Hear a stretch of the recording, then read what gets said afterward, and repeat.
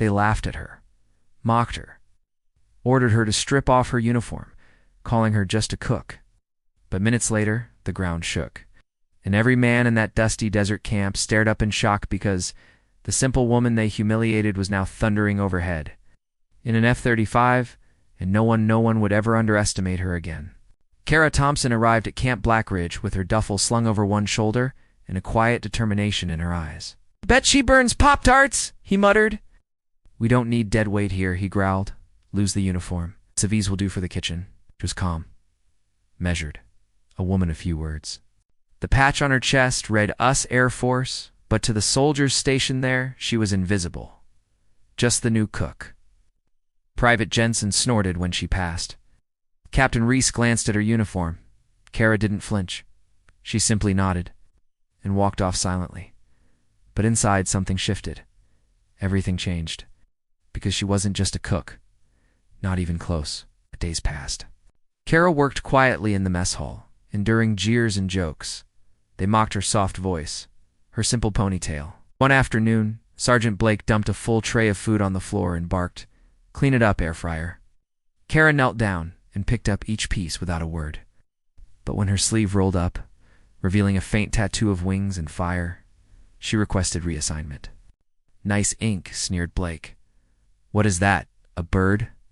She just looked at him once, calm and cold. "No," she said softly. "It's a memory." 2 years earlier, Kara had been one of the top fighter pilots in the Air Force. Calcine, Phantom. She flew 37 missions, logged over 1,000 hours in combat, and once guided a failing F-22 back to base with half its systems down. But after her brother, also a pilot, was killed in a friendly fire error no one took responsibility for. She didn't want war. She wanted silence. She took a support role, became to them just the cook. One morning, the camp's alert siren blared. Unidentified drone strike, 10 clicks out. Reese panicked. The on-call pilot was out. The base had one F-35 in lockdown, fully armed but without a registered pilot. No one knew what to do. And then Kara stepped forward. "I can fly it," she said, calm as ever.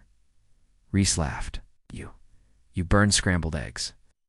But Lieutenant Graves, the base tech, froze. "She's on the Phantom registry," he whispered.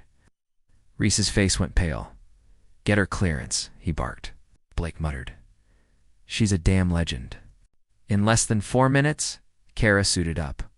Her fingers danced across the F-35's controls like a concert pianist. As the engine roared to life, every man in the camp stood still. Then, thunder. The F-35 lifted into the sky like a beast awakened. And the cook they had mocked, she became the angel of the skies. Kara locked onto the rogue drone with chilling precision. 3 evasive maneuvers. 1 perfect missile. The target exploded midair. She radioed back in with a flat tone. Threat neutralized. Returning home. The base erupted in cheers. Reese couldn't meet her eyes. Kara landed the jet smooth as silk. She stepped out slowly, helmet under one arm. Not a single soul dared speak. She looked at Reese and said, "Still want me in civvies, Captain?" He shook his head, stunned. Then he saluted. The rest of the camp followed. Kara nodded once and walked past them all. That night, someone painted new words on the wall outside the mess hall.